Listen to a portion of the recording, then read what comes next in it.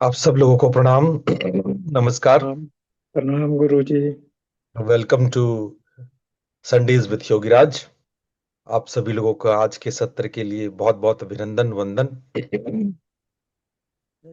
प्रणाम गुरुजी। प्रणाम प्रणाम गुरु जी। प्रणाम गुरु जी। प्रणाम गुरुजी। प्रणाम प्रणाम प्रणाम गुरुजी। प्रणाम।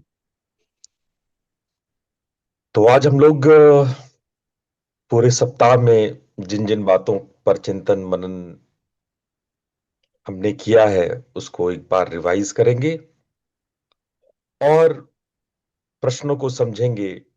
हम अपनी यात्रा के बारे में समझेंगे कि हमारी आध्यात्मिक यात्रा कहाँ रुकी है, क्या समस्याएं हैं और उन समस्याओं से हम कैसे पार जा सकते हैं। इससे पहले हम लोग थोड़ा ध्यान में बैठ लें। सभी लोग स्थिर सुखासन में बैठ जाइए। रीढ़ की हड्डी सीधी कर लीजिए। हाथों को मुद्रा में ले आइए और आंखें सहजता से बंद। ध्यान दीजिए आपकी रीढ़ की हड्डी सीधी हो, कंधे झुके हुए रिलैक्स्ड हो, कोई तनाव ना हो। आपकी रीढ़ की हड्डी और आपका सिर एक सीध में हो। ध्यान दीजिए आपकी आंखें बंद है और बंद आंखों के पीछे मांसपेशियों को रिलैक्स रखें। आपकी आंखें, सिलियरी मसल्स, आंखों की पुतली, आईबॉल, इन सभी को विशेष रूप से रिलैक्स रखें।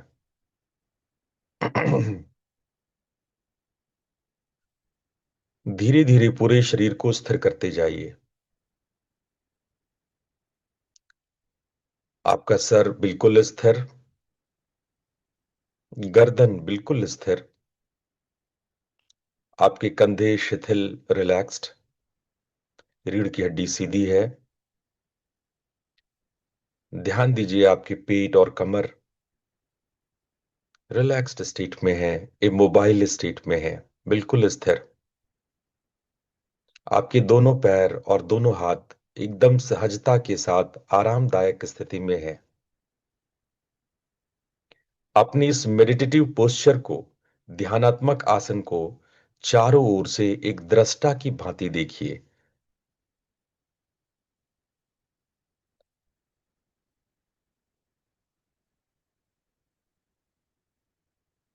आपका यह शरीर ध्यान के लिए प्रस्तुत है। चारों ओर से देखिए, अवलोकन कीजिए।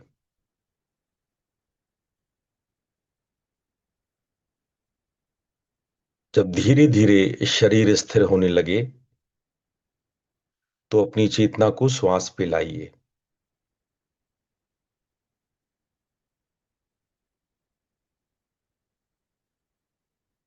और श्वास को देखिए, ध्यान से देखिए।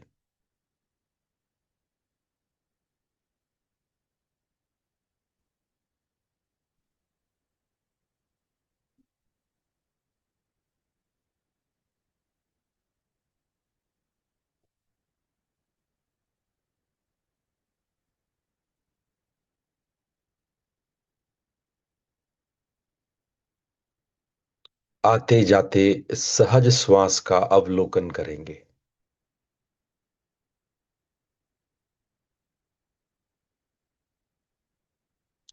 आज हम लोग श्वास पर एक छोटा सा प्रयोग करेंगे।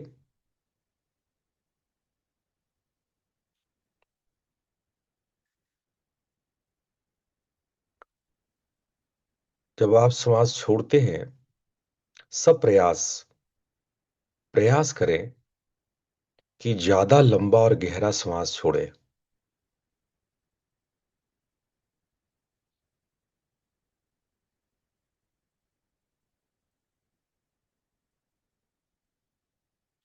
जितना आप श्वास लेते हैं उससे भी ज्यादा लंबा गहरा श्वास छोड़ने का प्रयास करें।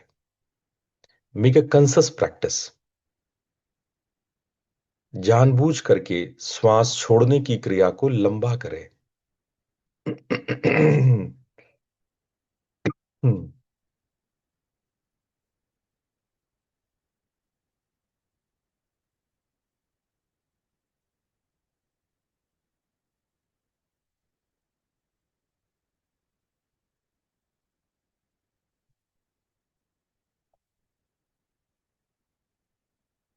आप लंबा गहरा श्वास बाहर छोड़ रहे हैं।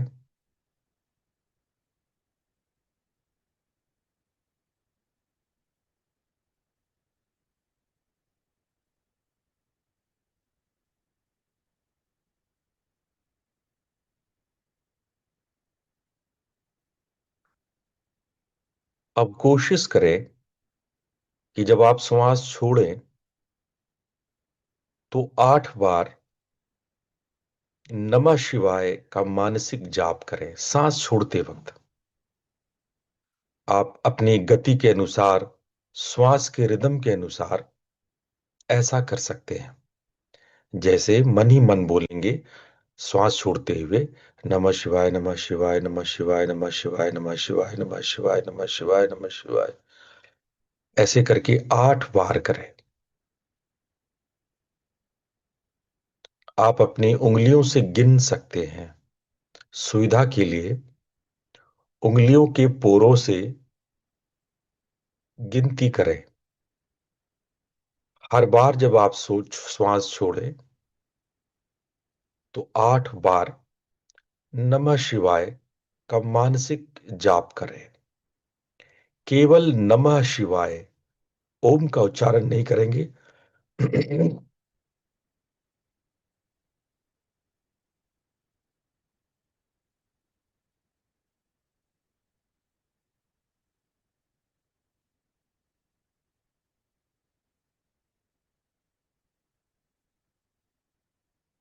हर बार जब आप श्वास छोड़ें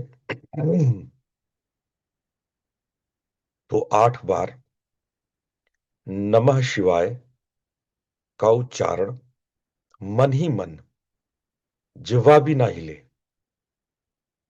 श्वास के साथ, श्वास के माध्यम से, श्वास के सपोर्ट से, श्वास की आवाज के साथ नमः शिवाय 8 बार उच्चारण करें, मन ही मन।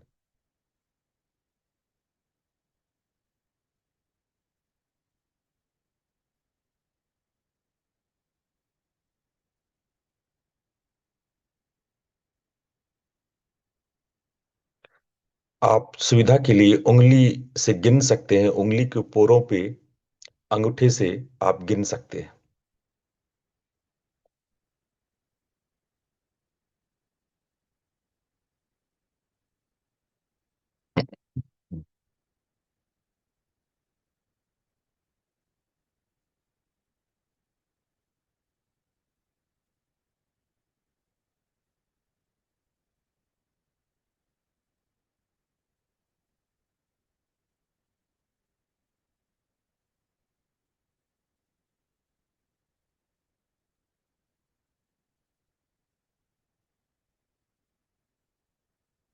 चलिए अब इस प्रैक्टिस को थोड़ा आगे बढ़ाते हैं, इसका विस्तार करते हैं। अब श्वास लेते हुए भी 4 बार बोले। जब आप श्वास लें तो 4 बार नमः शिवाय, और श्वास छोड़ते हुए 8 बार पूर्ववत, जैसा भी आप कर रहे थे वैसा ही करें।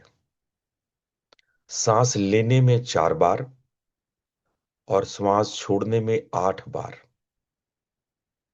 ठीक दुगना।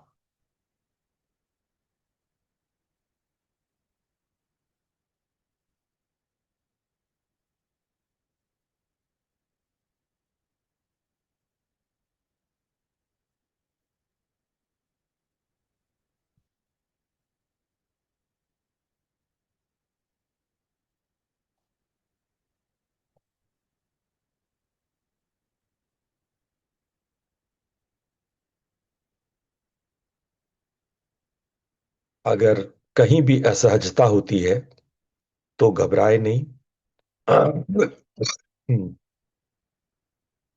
एक बार लंबा गहरा सांस छोड़ के फिर से शुरू करें।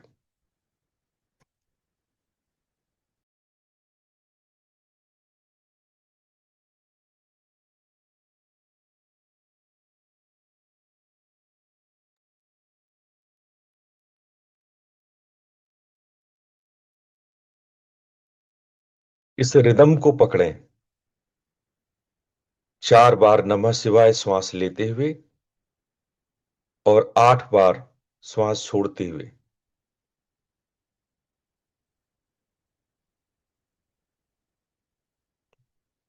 Make it in a rhythm, एक रिदम को पकड़ें।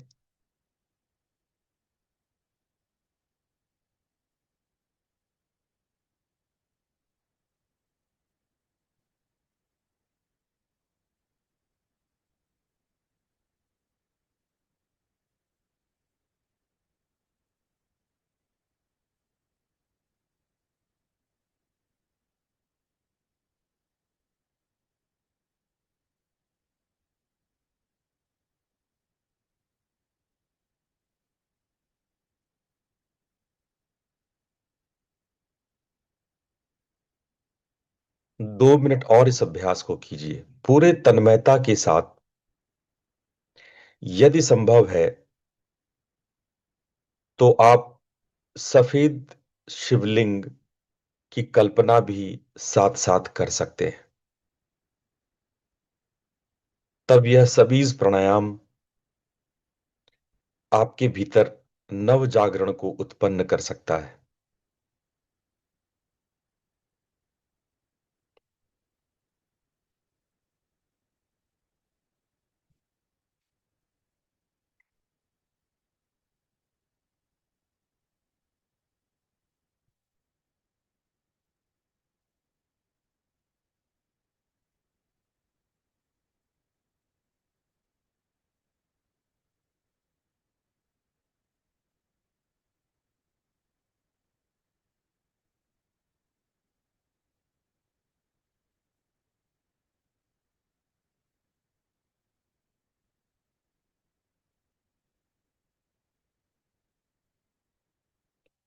अब इसके अंतिम चरण में प्रवेश करेंगे। पहले कोशिश करें जितनी भी देर आप श्वास आराम से रोक सकते हैं उसको रोकेंगे। श्वास लेने के बाद कुछ क्षण सांस सप्रयास रोकिए और उसके बाद छोड़िए। यानी श्वास लेने के बाद कुछ देर कुंभक लगाएंगे, सांस रोकेंगे, जितना आराम आराम से कर सकते हैं। हाई बीपी वाले ज्यादा प्रयास न करें। जिनको हार्ट डिजीज है, हाई बीपी है, वो बहुत देर नहीं रोकेंगे। जो स्वाभाविक कुछ क्षण रोक सकते हैं आराम से, सुविधाजनक। जिनको हाई बीपी नहीं है, हार्ट डिजीज नहीं है, वो ज्यादा से ज्यादा रोकने का प्रयास करें।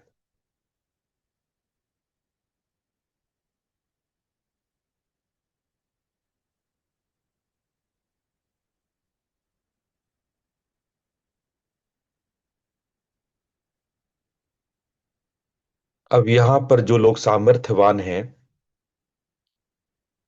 कुंभक को बढ़ा सकते हैं।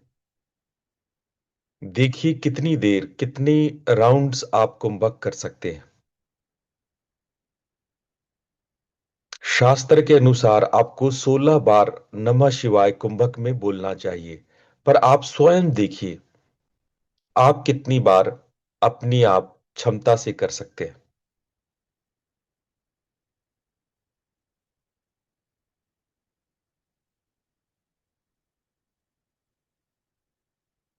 3 बार, 4 बार, 5 बार, जितना भी हो सके। अधिकतम 16 बार करें। शास्त्राज्ञा से कुंभक में 16 बार नमः शिवाय का उच्चारण होना चाहिए।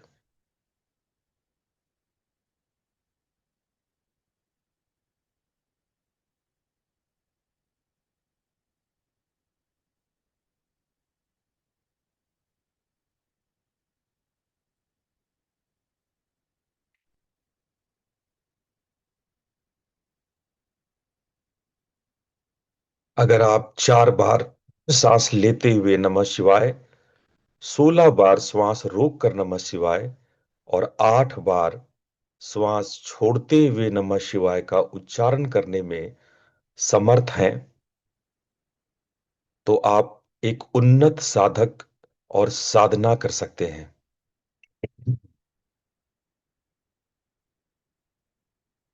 इस रिदम को पकड़िए।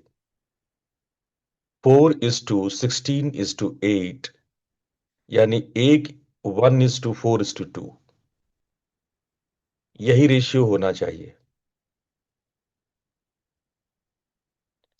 पर यदि नहीं हो पा रहा है, कोई बात नहीं। जितना देर कुंभक लगा सके उतना ही लगाएं। पर एटलीस्ट एक्सलेशन और इनहेलेशन का रेशियो 1:2 ही होना चाहिए। श्वास छोड़ने में दुगने मंत्र बोलने चाहिए।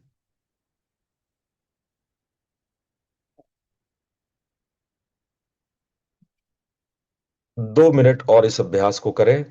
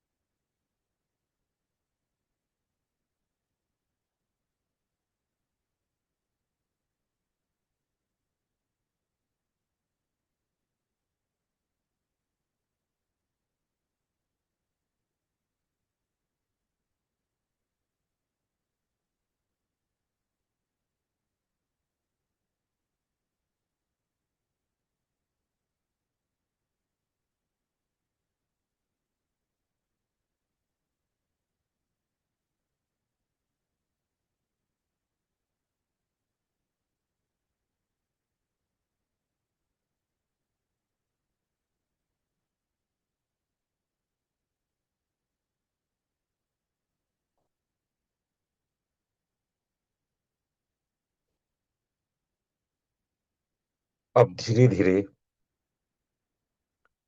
वापस स्वाभाविक श्वसन में आ जाए।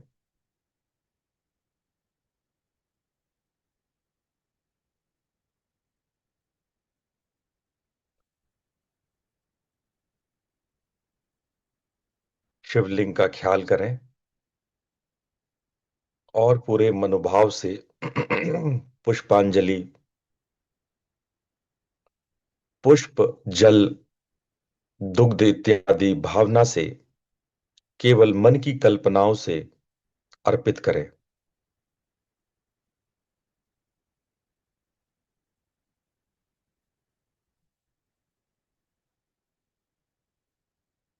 हम लोग 3 बार ओम मंत्र का उच्चारण करेंगे। तत्पश्चात शांति पाठ साथ साथ। ओम मंत्र के लिए लंबा और गहरा श्वास लीजिए। ओ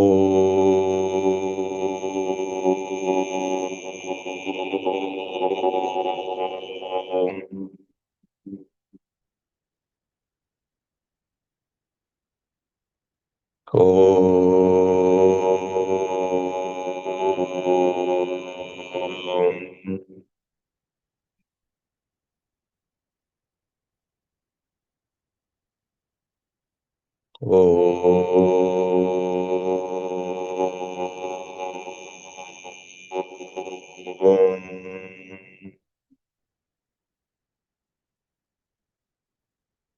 ओम असतो मा सद्गमय तमसो मा ज्योतिर्गमय मृत्योर्मामृतं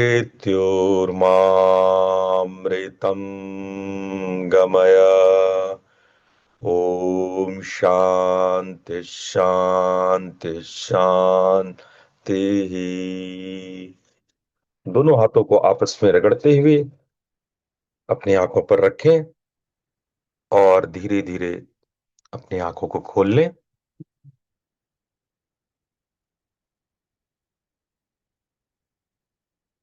छोटे से ध्यान के बाद आज हम लोग कुछ चर्चा करेंगे कि हमने पिछले सप्ताह जो भी अध्ययन किया, जो भी हमने बातें करी, उसमें कौन कौन सी मूल बातें थी और हम लोगों को अपने जीवन में किस प्रकार से साधना करना चाहिए, ये सारी बातों को हम लोग जानेंगे। देखो, हमने पिछले सप्ताह मौलिक रूप से आप लोगों को ये बताने की कोशिश की कि नाद साधना में जब आप नाद से जुड़ते हो तो कैसे अपने आप को उन्नत कर पाते हो। नादानुसंधान मात्रिका भेदस्य द्वारम, इस दौरान मैंने आप लोग को बताया कि मात्रिका भेदन कितना महत्वपूर्ण है। मात्रिका बिंदु के विसर्ग से उत्पन्न होता है। जब बिंदु विसर्ग होता है तो मात्रिका मात्रिका क्या है? वो नाद वाइब्रेशन के एनर्जी पॉकेट्स है जिससे ये सृष्टि बनती है, और इसको 51 भागों में हम लोग विभक्त कर सकते हैं। आगे हमने बताया आपको कि इनको विभक्त करने पर हम क्या करते हैं? वर्ण को प्राप्त करते हैं। इसीलिए वर्ण 51 प्रकार के होते हैं। 50 लिखे बोले जा सकते हैं। 51वां प्रकाश है जिसको लिखा बोला नहीं जा सकता है।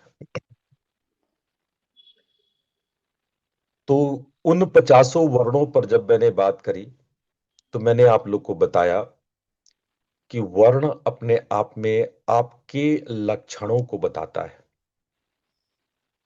आपके जन्म से ही आपके लक्षण तय हो जाते हैं, आपकी चेतना की क्वालिटी तय हो जाती है, और इसलिए ज्योतिष वर्ण आपका बता सकते हैं आपके कुंडली देख करके। मैंने आगे आपको बताया था कि ये वर्ण जो स्मॉल पॉकेट्स ऑफ एनर्जी है, ये अद्भुत काम करता है। ये आपके भीतर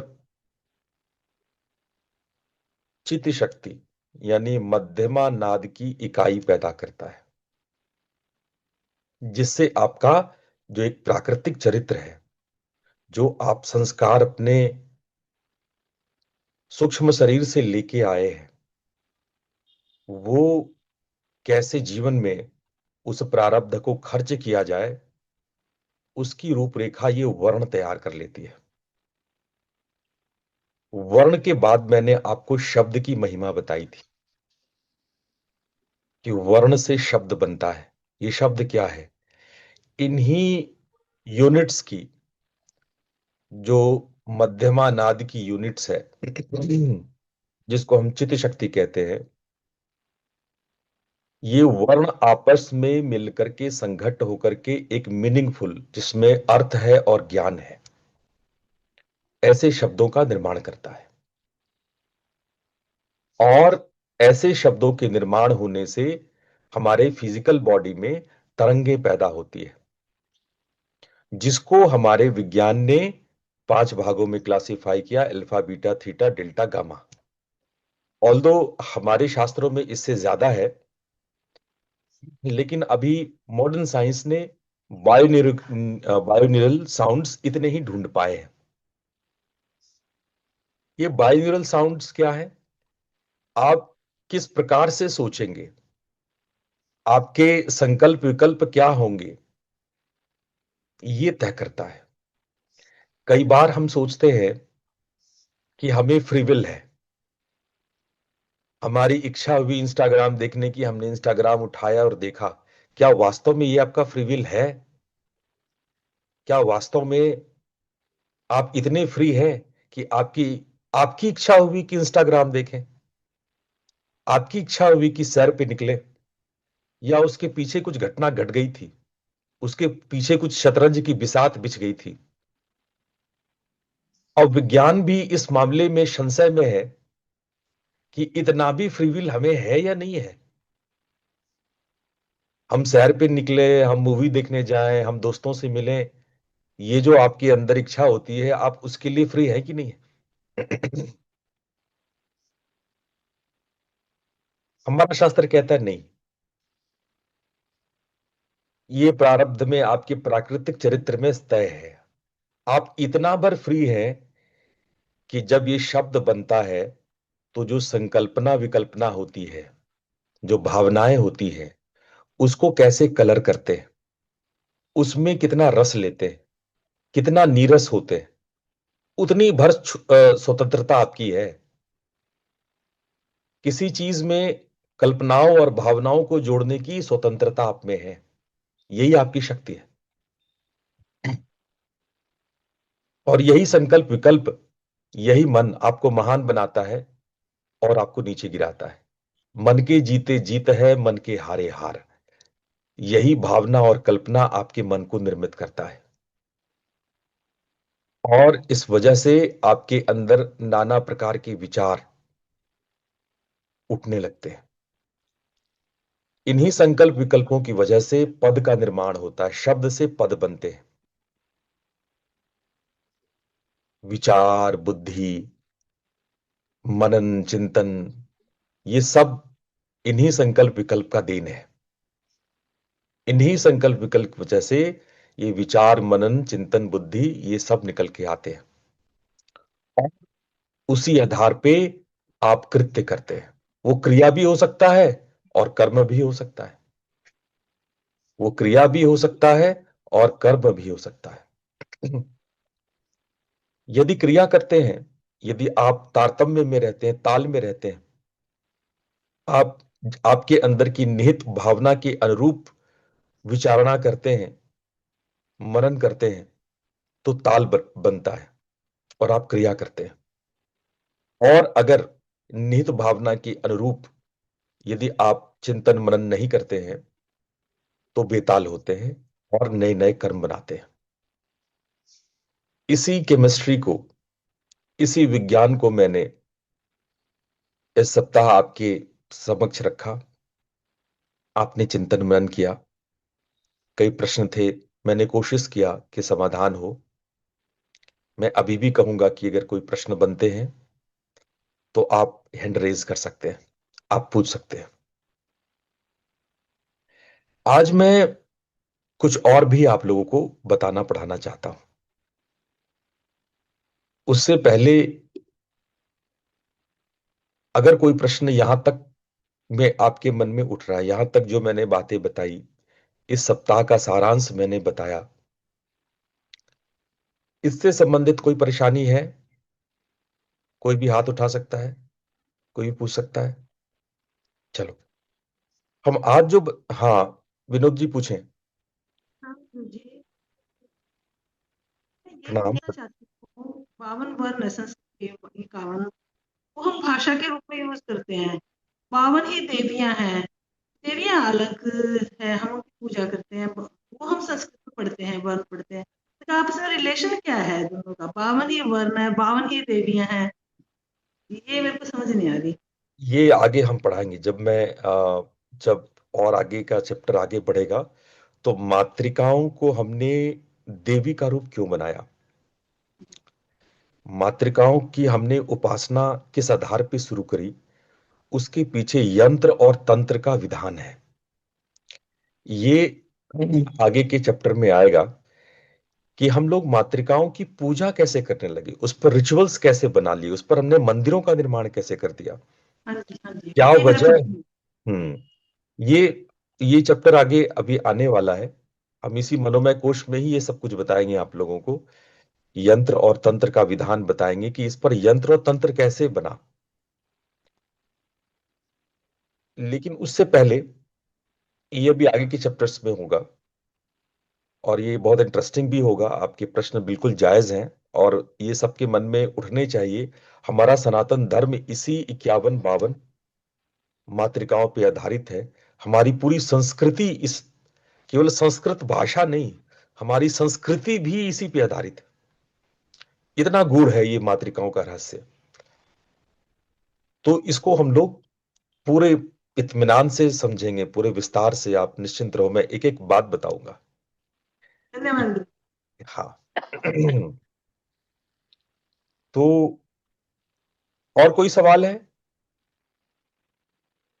नहीं है। तो हम आज एक और बात, जो हम पिछले कुछ दिनों से अनुभव कर रहे हैं आपके लिए, वो ये कि मैं जब भी किसी व्यक्तिगत बात आप लोगों से करता हूं, तो आप साधना से संबंधित समस्याएं बताते हैं कि गुरुजी साधना नहीं हो रहा है, इसका ये कारण है, ये कारण है, और प्रॉब्लम्स आ रहे हैं। सबके आ रहे होंगे, कोई ना कोई समस्या साधना की हो रही होगी कि भाई हम अगर साधना नहीं कर रहे हैं, या नहीं कर पा रहे हैं, या ठीक से नहीं हो पा रहा है, तो हमें ये समझना जरूरी है कि उनके बाधक तत्व क्या है, समस्या क्या है, साधना क्यों नहीं हो रही है। हम इस समस्या को समझने का प्रयास करते हैं आज। सबसे पहले हम इस समस्या को 5 स्तर पे डिवाइड करते हैं, ठीक है? पहले आप लोग ये बताओ, ये इंपॉर्टेंट है कि नहीं समझना?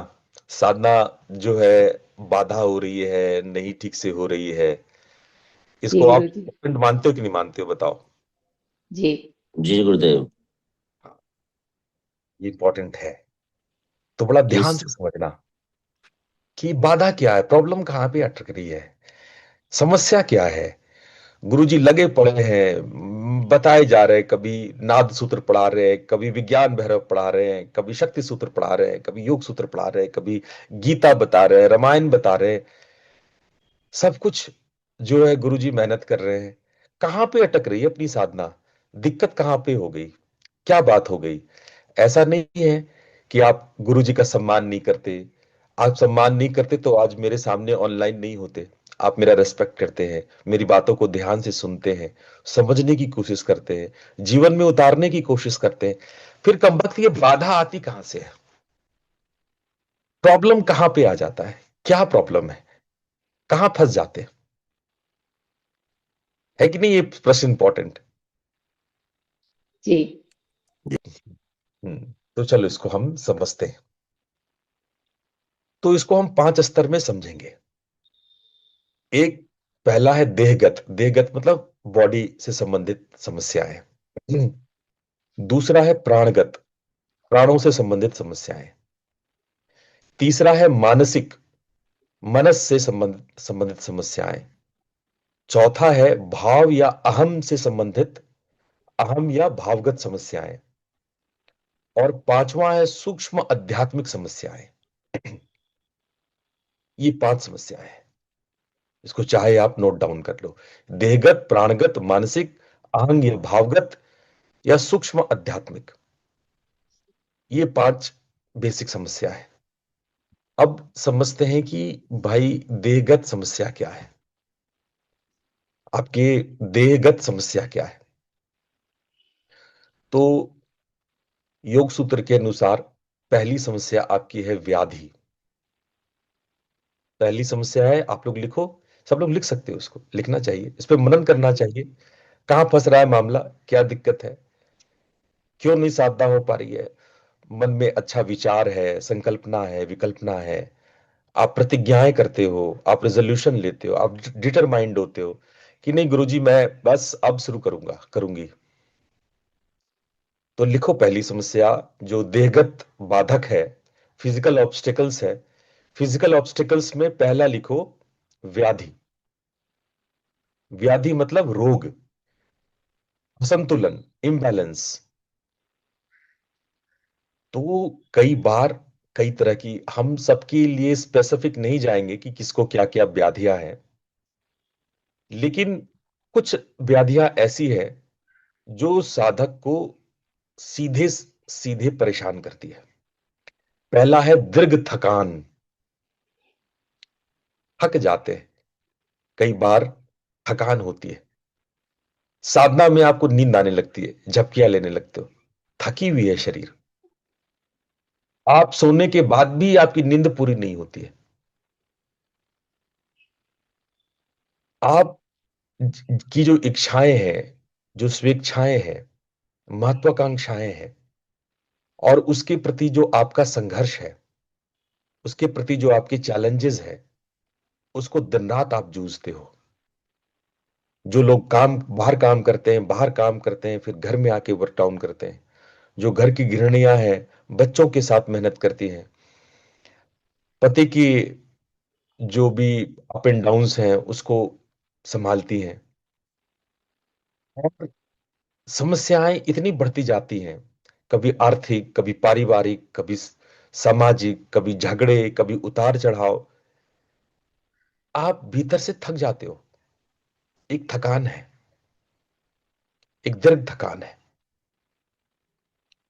कई बार कई लोगों को अनिद्रा हो जाती है, रात को सो नहीं पाते, सोते हैं तो ढंग से नींद नहीं आती है, लूसिड ड्रीमिंग्स होने लगती है, नींद टूटती है बार बार, नींद पूरी नहीं होती है। और कुछ लोग तो ऐसे होते हैं जिनकी नींद टूटती ही नहीं है। सुबह 9 बजे याद आता, अरे मैं सोता रह गया, गुरुजी का सत्संग था सुबह का। और ऐसे महानुभाव दिन में भी सो लेते हैं। तो ये जो असंतुलन है निद्रा की, ये निद्रा केवल तमस की वजह से नहीं है, ये आपके बायोरिदम के उलटफेर से भी है। आपने खाने का समय कभी दिन में 1 बजे खाते हो, कभी 2 बजे खाते हो, 3 बजे खाते हो, कभी नाश्ता किया, कभी नहीं किया, कभी थोड़ा किया, कभी ज्यादा किया, कभी पानी कम पिया, कभी फ्रूट्स जोड़ा, सैलेड जोड़ा, कभी नहीं जोड़ा, कभी दूध पिया, नहीं पिया। आपने तो अपने पाचन क्रिया को ऐसा असमंजस में डाला हुआ है कि अगर पाचन क्रिया इंसान की तरह सोच रहा होता तो पाचन क्रिया पूछता, भाई साहब कर क्या रहे हो आप? आपने तो जो है मेरी जो है तमाशा बना के रखा हुआ है, आप कुछ भी करते हो, कोई नियम नहीं है आपका। कभी जो है समोसे कचौड़ियां दबा रहे हो, कभी नूडल्स और पिज्जा खा रहे हो, कभी जहर खा रहे हो नाना प्रकार से, और कभी दवाइयों की कड़वी घूंट पी रहे हो। ले दवाई, सुबह दवाई, शाम दवाई। बेचारा पाचन क्रिया हैरान होकर के आपकी ओर देख रहा है, भाई बचा लो, क्या कर रहे हो, मारने पे तुले हो क्या, मार ही दोगे क्या? देखो, मानो नहीं मानो, साधक की सबसे बड़ी समस्या इस थकान के बाद, इस निद्रा के बाद अगर कुछ है जो जड़ में है, वो आपका गट प्रॉब्लम्स है, वो आपके पाचन विकार है। और इसलिए सभी संप्रदाय में, जितने भी आध्यात्मिक संप्रदाय भारत में पुष्पित पल्लवित हुए हैं, सब में व्रत के नियम है, व्रत करना चाहिए। त्यक्तेन भुंज्यथा, त्याग के साथ भोग करो, अच्छा शुद्ध शाकाहारी खाना खाओ, फल खाओ, सब्जियां खाओ। अब आप कहोगे गुरुजी फल सब्जी में भी आजकल जहर मिला रहे हैं, आजकल सब्जियां भी कहां शुद्ध आ रही हैं, फल भी कहां शुद्ध हो रहे हैं। हम लोग एक ऐसे दौर से गुजर रहे हैं जहां हम जहर खाने के लिए बाध्य हैं, और पाचन क्रिया आपकी त्राही त्राही कर रही है, बचाव बचाव कर रही है, आपके भीतर रो रही है, करुण पुकार कर रही है, करुण वेदना है आपके पाचन क्रिया की। हम सब में से 99% लोग इस समस्या से पीड़ित हैं। और मैं गहरी बात बता दूं, यदि आपका एलिमेंट्री कैनाल यानी पाचन तंत्र, ये जो फूड पाइप आपके मुख से एनस तक है, अगर ये स्वस्थ नहीं है, अगर ये रोता और क्रंदित करता हुआ है, ये रो रहा है, तो आपकी साधना नहीं बनेगी। चाहे आप कितने भी महान से महान मेडिटेशन पकड़ लो, नादियों की साधना कर लो, इससे महान तो कोई साधना नहीं है। कोई भी साधना कर लो, अगर ये पाचन तंत्र आपका विकृत है तो साधना नहीं होगी। तो जरा जरा कृपा करना है आप पर, उसको आप पर बस, आपको बस दया भाव लाना है अपने ही ऊपर, अपने ही पाचन तंत्र पे। थोड़ा दयालु बनो, है ना। अच्छा, एक और प्रकार का असंतुलन होता है जिसको हम लोग कहते हैं हार्मोनल या नाड़ी असंतुलन। कई प्रकार की एलर्जीज आपने क्रिएट कर ली है, समाज ने कितने प्रकार के मैनियक फोबियक सिचुएशंस पैदा करते हैं, और आप हार्मोनली एलर्जिकल हो जाते हो। और हार्मोन से संबंधित बीमारियां अब बहुत बढ़ गई है। आपके ग्लैंड्स, चाहे वो जो भी हो, डक्ट हो या डक्टलेस हो, सब में अतिस्राव या लघुस्राव, हाइपर या हाइपो की समस्या होने लगी है। कुछ बीमारी तो ऐसी आम हो गई है, जैसे शुगर की बीमारी। मान के चल रहा है कि लोग, पेंक्रियाज का जो काम है वो गड़बड़ होना ही है, इंसुलिन में इश्यूज होंगे। थायराइड है, मान के चल रहे हैं लोग कि इसमें गड़बड़। किडनी, आपकी जो रीनल ग्लैंड है, ये सब समस्याएं आजकल बहुत सामान्य होती जा रही हैं। नाड़ियों में रक्त विकार है, बाइलोरुबिन की मात्रा बढ़ी हुई है। आपकी ब्लड टेस्ट कराते हो तो उसमें मालूम चलता है कोलेस्ट्रॉल बढ़ा हुआ है। और जो सबसे महत्वपूर्ण अंग है लीवर, जिसको कहते हैं जिगरा, आपका जिगर, वो अत्यंत समस्या से पीड़ित है, अति समस्या से पीड़ित है। उसको आप इतना टॉक्सिन से भरते जा रहे हो, आपको अंदाज नहीं है कि ये जिगर आपके लिए कितना महत्वपूर्ण है। देखो, देह तुम्हारी साधना का आधार है, वो मंदिर है जिसमें आप पूजा करते हो। अगर मंदिर साफ सुथरा नहीं रखोगे, उसमें सड़ांध मल से भरे रखोगे, तो आपके भगवान, आपकी आत्मा कैसे प्रसन्न होगी? आपका मन ही नहीं स्थिर होगा। आप कहते हो ना, बहुत सारे थॉट्स आते हैं गुरुजी, मन नहीं लगता है साधना में, मन रुका रहता है। कैसे रुकेगा? आप अपने ही शरीर, जो आपका मंदिर है, उसकी क्या दशा बना के रखे हो? इस पर विचार करना।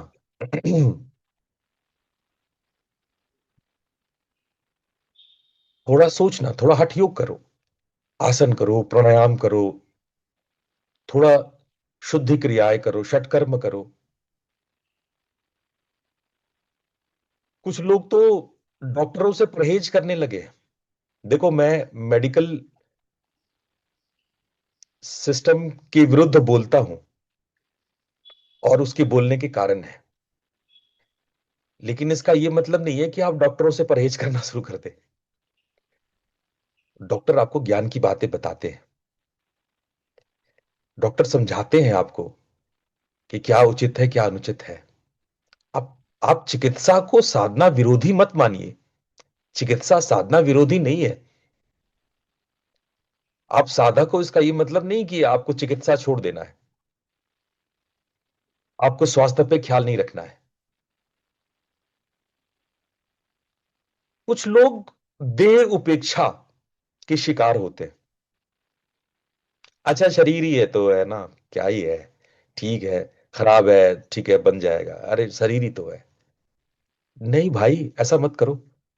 देह उपेक्षा साधक के लिए उचित नहीं है। शरीर को महत्वहीन मत मानो। जब हम मानते हैं कि हमें शरीर के परे जाना है, हमको बियॉन्ड द बॉडी जाना है। बॉडी आप नहीं हो, अन्नमय कोश आप नहीं हो।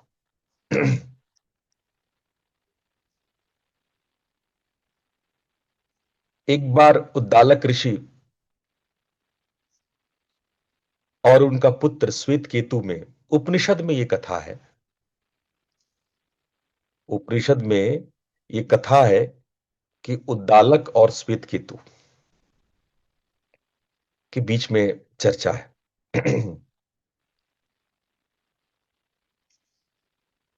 उद्दालक अपने पुत्र को कहते हैं अन्न ब्रह्मा। तो श्वेत केतु पूछते हैं अपने पिता और अपने गुरु से, वही उनके गुरु भी थे, पिता भी थे, कि गुरुदेव इस शरीर को इतना महत्व क्यों दे रहे हो आप? अन्न ब्रह्म कैसे है? अन्न से बना ये शरीर ब्रह्म कैसे है? ब्रह्म तो आप बोलते आत्मा, परमात्मा, भगवान विष्णु, शंकर, ब्रह्मा, आप कह रहे हो अन्न ब्रह्मा। तो उन्होंने कहा ठीक है, ऋग्वेद के 10वें मंडल की ऋचा सुनाओ। सुना दिया। यजुर्वेद के चौथे आहनिक को सुनाओ। सुना दिया। ठीक है, अब आज से आप अन्न खाना छोड़ दो, अन्न का त्याग कर दो। श्वेत केतु ने यही किया,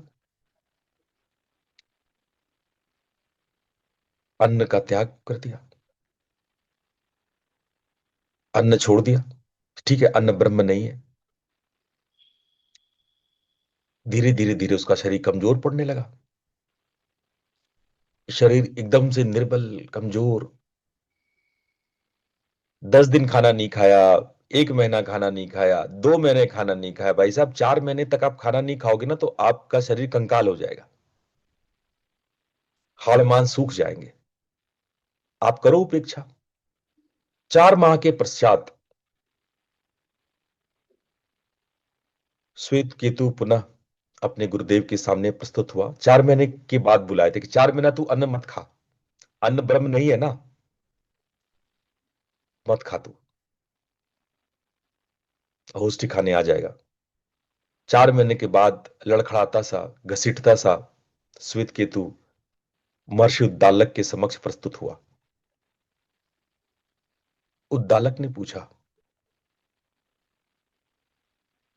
श्वेत केतु, ऋग्वेद के 10वें मंडल का उच्चारण करो, जो ठीक 4 महीने पहले पूछा था। उसकी आवाज लड़खड़ा रही थी, उसकी स्मृतियां जवाब दे रही थी। बड़े मुश्किल से 2 शब्द बोलता था, आगे का भूल जाता था, अचेत हो जाता था, बैठता था, मूर्छित हो जाता था। कहता है गुरुदेव मैं असमर्थ हूं। बोले ठीक है, यजुर्वेद का चौथा आनिक सुनाओ। सब भूल चुका था, एक अचेतन तड़पते वो कहता है कि गुरुदेव मुझे कुछ याद नहीं है, मेरे अंदर से मेरा ब्रह्म छूट रहा है, मैं अज्ञानी हूं।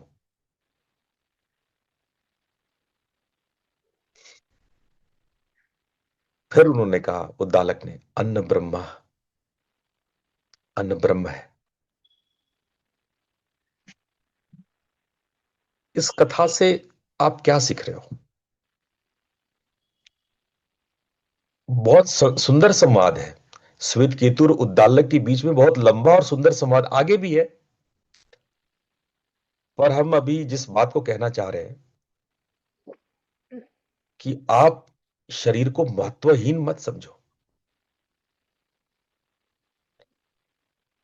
अति तप के चक्कर में, वैसे तो अभी आप में ऐसा कोई है नहीं जो अति तप कर रहा हो, लेकिन फिर भी कई बार हम लोग को लगता है कि हम अति तप कर लें, तपस्या में अपने आप अपने शरीर को गला दें। महात्मा बुद्ध ने भी यही प्रयास किया था। और अंततः वो बोले मध्यम मार्ग। उनकी भी ऐसी ही दशा थी, खाना पीना छोड़ दिए थे, वो शरीर को गला दिए थे कि शरीर व्यर्थ है। गया के पास वितस्ता नदी है, घुटने भर का पानी है, पार नहीं कर पा रहे थे, गिर गए पानी के अंदर। वो रेंगते हुए बोधि वृक्ष के पास पहुंचे, एक पीपल का पेड़ है वहां पे, वितस्ता नदी किनारे। कभी गया जाओगे तो आप देख देख सकते हो।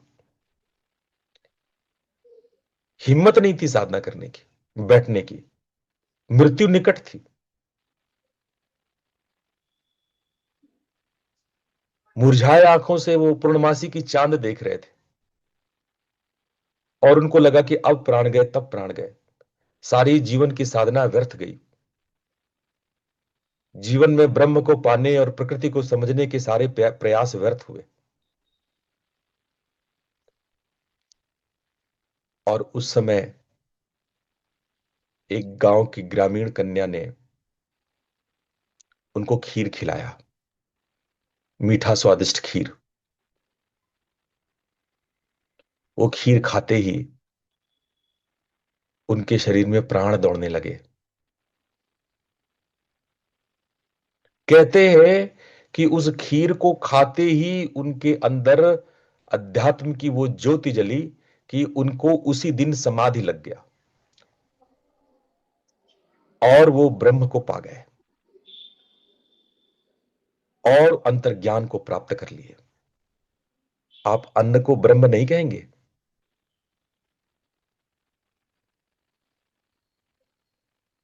देखो, ये अनदेखी जो आप करते हो नींद को, आहार को, शरीर को, ऐसा, देखो हम आपको बता रहे हैं कि जिंदगी में जो हमें मिला है ना भोगने के लिए, वो मुक्ति का साधन है। अगर नींद है, आहार है, शरीर है, तो ये नींद, आहार और शरीर आपके मुक्ति का साधन है। इसकी उपेक्षा मत करो, इसका त्याग मत करो। इसी आहार को संयमित करके आप ब्रह्म को पा सकते हो, इसी नींद को संयमित करके आप ब्रह्म को पा सकते हो, इसी शरीर को मंदिर बना करके आप ब्रह्म को पा सकते हो। तो ये जो कई बार, ठीक है आप देह से परे है, लेकिन परे जाने के लिए देह को पार करना पड़ता है। देह की उपेक्षा नहीं की जाती है, देह से घृणा नहीं की जाती है, देह को तुच्छ नहीं माना जाता है।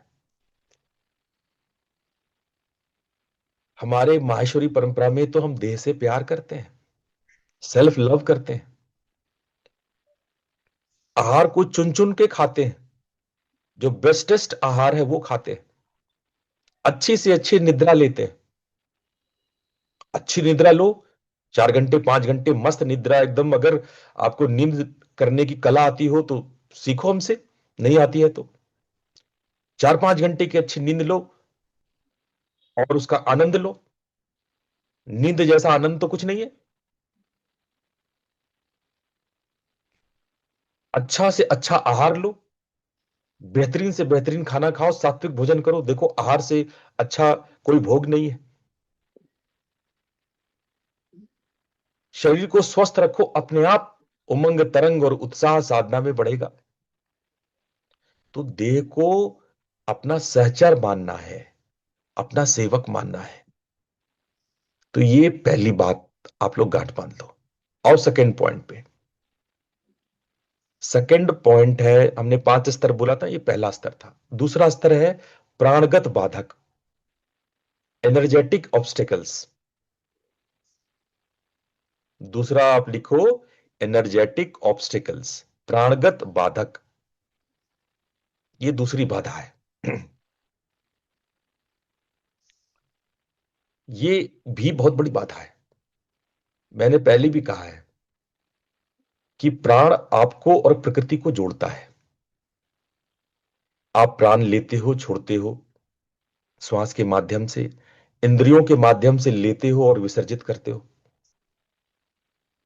एक लेन देन चल रहा है प्राणों का, एक विशेष लेन देन चल रहा है। और ये विशेष लेन देन बहुत आवश्यक है। जितना आप लेते हो उतना ही छोड़ो, उतना ही दो। अगर ज्यादा दोगे तो साधु हो जाओगे, संत हो जाओगे, लेकिन एटलीस्ट जितना लेते हो उतना दो। गीता के 4थे अध्याय में है कि जो लोग कंजूसी करते हैं, लेते हैं लेकिन देते नहीं है, ये जो भ्रष्ट व्यापार आप कर रहे हो कि बस आगे जितना लूट सके, खसूट सके, जितना छीन सकें, जितना डकैती कर सके, ले सकें, देना वेना कुछ नहीं है, ये आपके प्राणगत बाधक का सबसे बड़ा कारण है।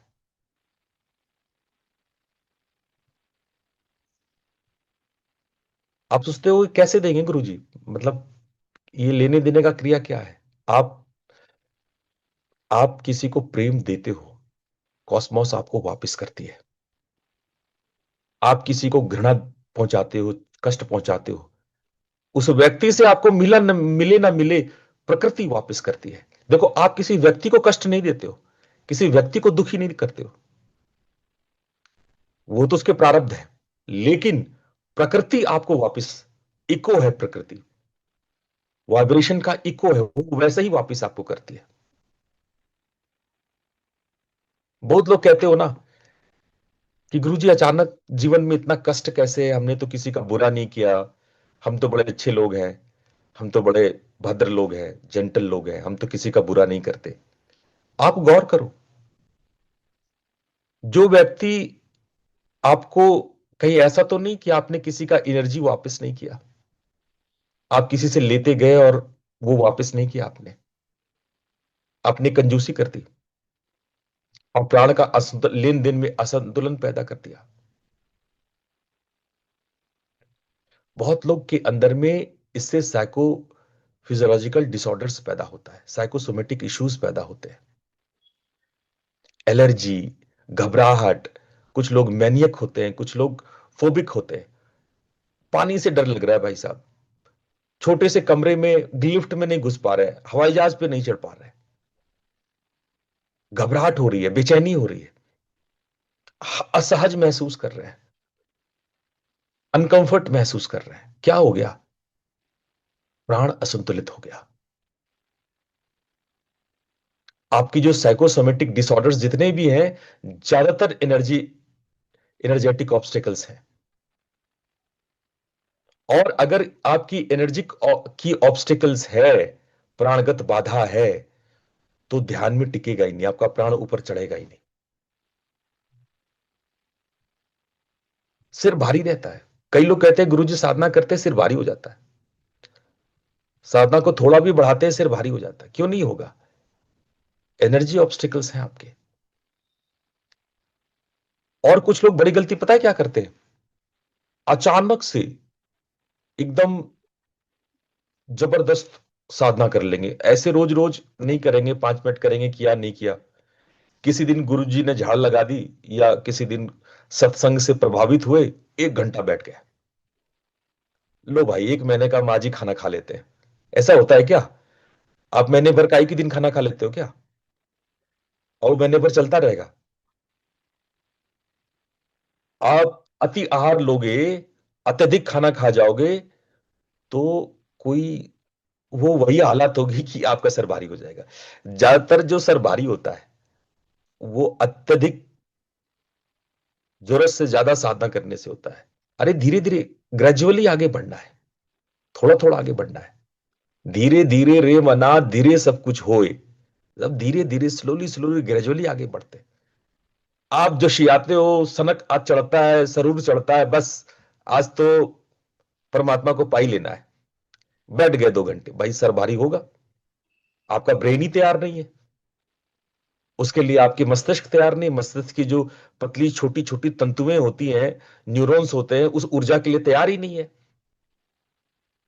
खमका अपने कंसंट्रेशन डाल करके लगे, कंसंट्रेशन करें, एक ही दिन में आप कर लोगे, ओवर कंसंट्रेशन करते हो। नहीं दिख रहा है बिंदु, आंख गड़ाए हुए है, आंख के भीतर तनाव पैदा कर दिया आपने।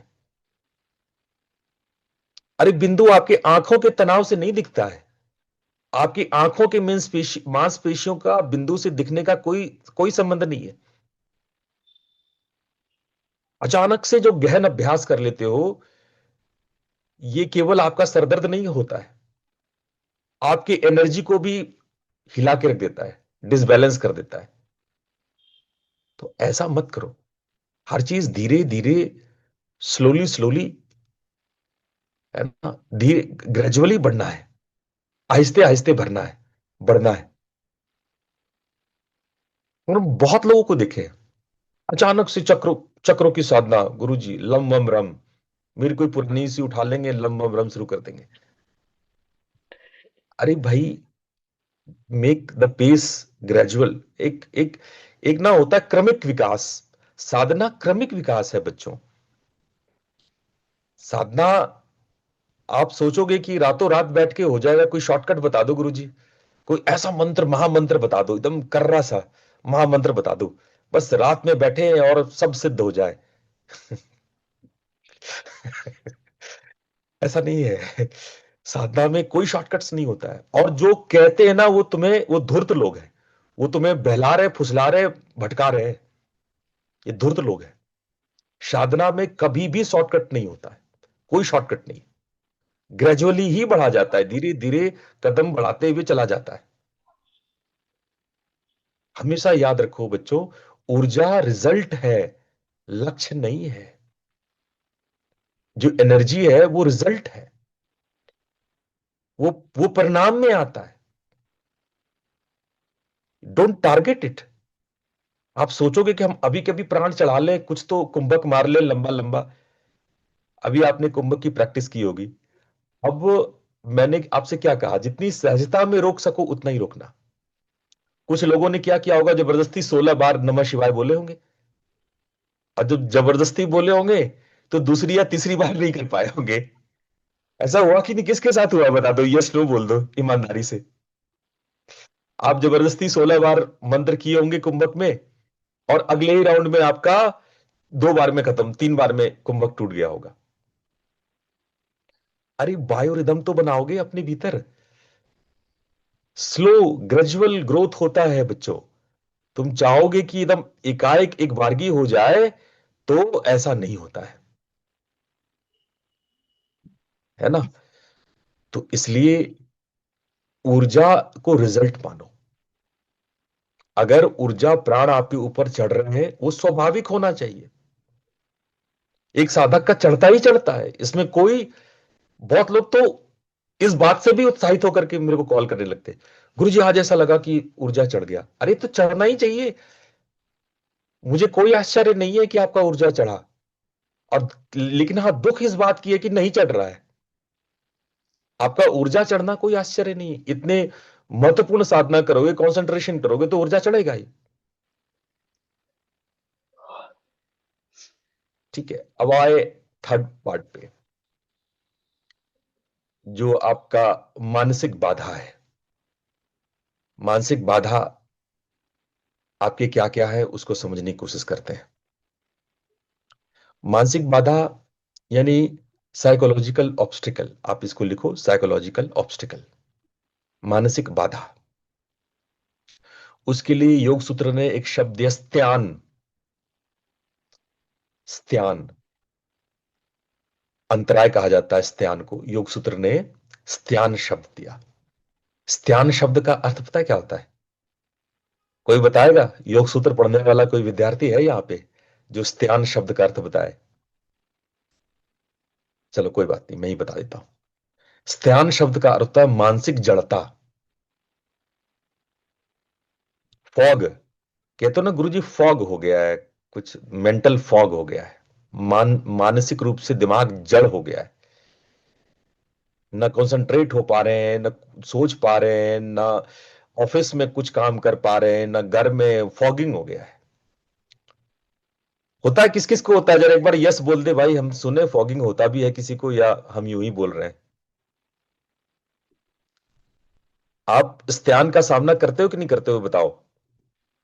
करते हैं गुरु जी। बहुत ज्यादा गुरुजी। हाँ, बिल्कुल होना भी चाहिए। जो नहीं करते वो झूठ बोल रहे हैं। होता है, सबको होता है। ये स्त्याग है, ये मानसिक जड़ता कहते हैं इसको। ये बाधा है, ये वन ऑफ द बाधा है साधक का। ये होगा, है ना। फिर आप कहोगे मन नहीं लग रहा है गुरुजी, साधना में मन ही नहीं लग रहा है, मन उबाऊ सा हो गया है, नीरस सा हो गया है, मन में अचानक से मन उचाट हो गया है। और आपको जो सबसे बड़ी गलतफहमी होती है कि साधना नहीं हो रही है, साधना रुक गई है। याद रखना, साधना कभी नहीं रुकती है। इसलिए हम कहते हैं नहीं हो रहा, कोई बात नहीं, सुमरन करते रहो ना, भजन पे बैठी जाओ, कान बंद करके बैठे रहो, कोई बात नहीं। मन जड़ हो गया है ना, मानसिक जड़ता का शिकार हो, ध्यान के शिकार हो, कोई बात नहीं, करते रहो, जैसे भी हो वैसे करते रहो। साधना अपने स्तर पे काम कर रही है। आपको महसूस हो रही है जड़ता का, ऊब का, निरस्ता का। आपको लग रहा है कि मन नहीं लग रहा है गुरुजी, कुछ घट नहीं रहा है, कुछ हो नहीं रहा है, कुछ बात बन नहीं रही है, पहले जैसा नहीं लग रहा है। मन है, संभव है, हर जैसा हर टाइम हर टाइप मन वैसा नहीं रहता है। तो मानसिक जड़ता होती है। तो क्या करना चाहिए ऐसे में?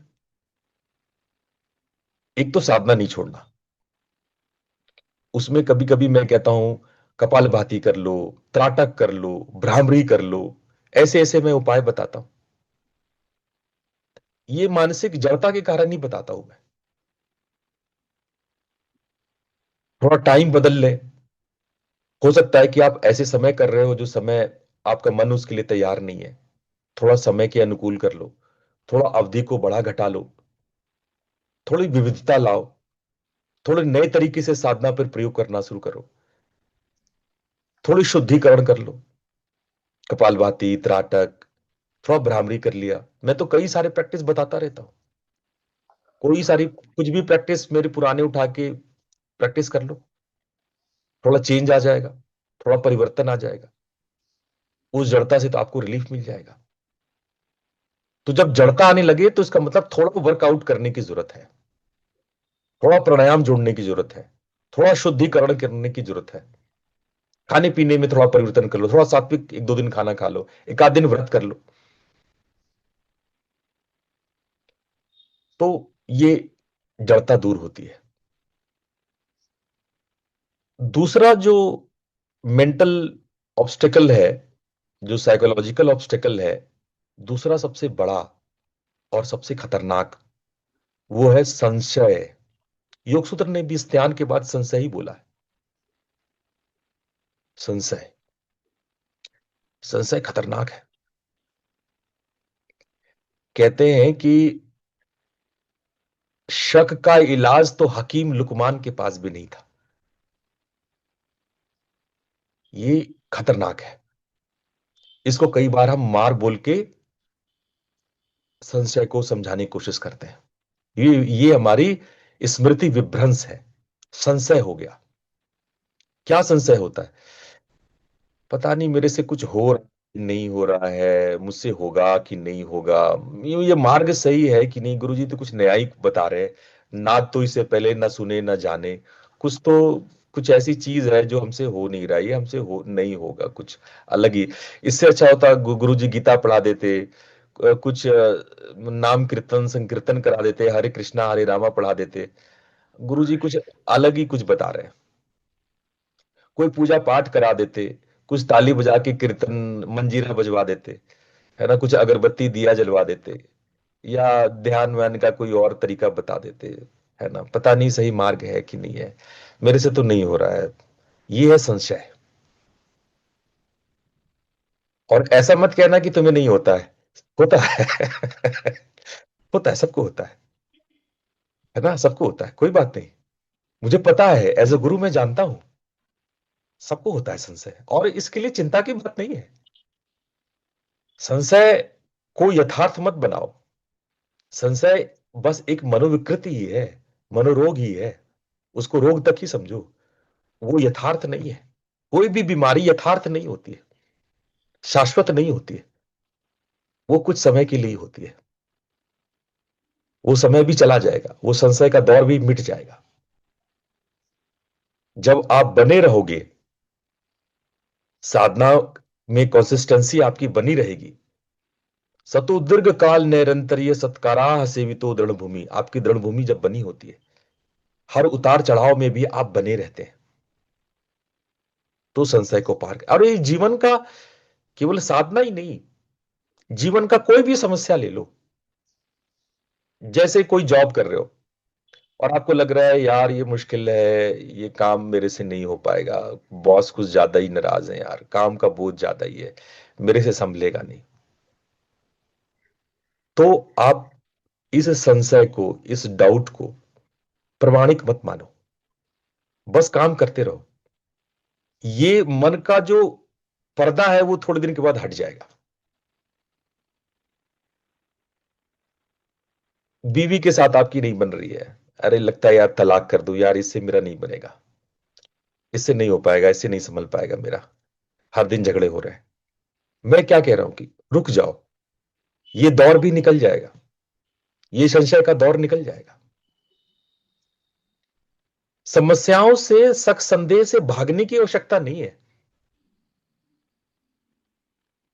बस जहां पे हो वहां पे स्थिर बने रहो, अडिग बने रहो। और समाज के हर एरिया में ये काम करता है। अगर यदि आप अडिग बने रहे, वो हम लोग बचपन में पढ़े थे ना, खड़ा हिमालय बता रहा है डरो ना आंधी पानी से, खड़े रहे तुम अविचल होकर हर संकट तूफानों से, मिली सफलता जग में उसको जीने में मर जाने में। पढ़े थे कि नहीं पढ़े थे बचपन में बताओ। तो अपने आप को अडिग बनाओ। ये झंझट आते हैं जाते हैं, ये झंझावत आएंगे जाएंगे। शक संदेह कोई प्रमाणिक वस्तु नहीं है, ये रोग है, ये पर्दे है, ये गर्दा गंदगी है ऐसी, ये हट जाएगा एक दिन। एक और मानसिक ऑब्स्टिकल को बताता हूं, साइकोलॉजिकल ऑब्स्टिकल को बताता हूं। ये भी बहुत इंटरेस्टिंग है और हमारे कई युवा पीढ़ी तो उससे शिकार है ही, जिसको हम कहते हैं प्रमाद। प्रमाद। और इसके बाद भी योग सूत्र में लिखा है, देखो ये सब बात कोई आज की डेट का नहीं है, प्रमाद के बारे में योग सूत्र में भी है। प्रमाद का मतलब क्या होता है? व्यर्थ के काम करना, यूजलेस वर्क। जो प्रमादी लोग होते हैं वो बिना मतलब के दोस्तों के साथ बैठ के गप्पे मार रहे हैं, 2-2 3-3 घंटे गप्पे मारेंगे, फोन पे बात कर रहे हैं, बात किए जा रहे हैं 2-2 घंटे तक, 3-3 घंटे तक। घर में काम छूट रहा है, बच्चे परेशान हो रहे हैं, घर वाले परेशान हो रहे हैं, आप फोन पे लगे हुए हो। कहीं कुछ काम नहीं समझ में आ रहा, घूमने निकल जाते हो, बाजार घूम के आते हैं। अरे बाजार घूमने का विषय है, जो खरीदना है खरीदो भाई, नहीं खरीदना है व्यर्थ में बाजार घूमने जा रहे हैं। बाजार में घूमने जैसा क्या है? लोग व्यर्थ, प्रमादी। और ऐसे ऐसे में क्या होता है? प्रमादी लोगों के अंदर जो सबसे पहली चीज आती है प्रोकास्टिनेशन। अच्छा कल कर लेंगे, क्यों? क्योंकि उनको प्रमाद करना है। आप कभी कंप्यूटर पे बैठ के कोई काम जब सोचते हो कि आज यार ये वाली प्रोजेक्ट निपटा लेंगे, ऑफिस का ये वाला काम हम कर लेंगे, तो पता है आप क्या गलती करते हो? अपने साथ फोन वोन लेके बैठते हो। अब फोन का नोटिफिकेशन बजता है और आपका दिमाग प्रमाद में इतना लिप्त है कि आपको नोटिफिकेशन देखना ही है। खोल के देखें किसने व्हाट्सएप में मैसेज किया है भाई। अरे आप प्रोजेक्ट बना रहे थे, ये सब डिविएशन है। इसीलिए जब किसी साधना में बैठो, किसी इंपॉर्टेंट काम में बैठो, प्रोजेक्ट बैठो, उस वक्त फोन के नोटिफिकेशंस ऑफ कर दो। भला हो कि स्विच ही ऑफ कर दो, फ्लाइट मोड पे डाल दो, और तब आप फोकस कर पाओगे। वरना प्रमाद क्या करता है? आप उलझ गए, एक व्हाट्सएप खोले और खो गए, उसके बाद तो एक कॉल आया, उसके बाद तो खो गए। तो ये जो प्रोक्रास्टिनेशन, कल कर लेंगे, बाद में कर लेंगे, ऐसे नहीं होता है। आप एक न्यूनतम टाइम फिक्स करो साधना का। एक टाइम फिक्स करो कि मुझे आधे घंटे, 1 घंटे, 1.5 घंटे, वटेवर मुझे करना ही है। नॉन निगोशिएबल एक्ट है वो, नॉन निगोशिएबल। कोई भी प्रोक्रास्टिनेशन, कोई भी प्रमाद उसको रोक नहीं सकता है। मेरी एक बात गांठ बांध लो, साधना में तीव्रता नहीं, निरंतरता चाहिए। मेरी बात को बहुत गंभीरता से सोचना। तीव्रता पीछे आ जाएगी, तीव्रता के लिए चिंतित मत हो, निरंतरता लाओ। मूल समस्या मैंने देखा है निरंतरता की। जो ज्यादातर समस्या मैंने लोगों की देखी है, साधना जिसके नहीं बन रहे हैं, वो निरंतरता के कारण नहीं बन रहे हैं।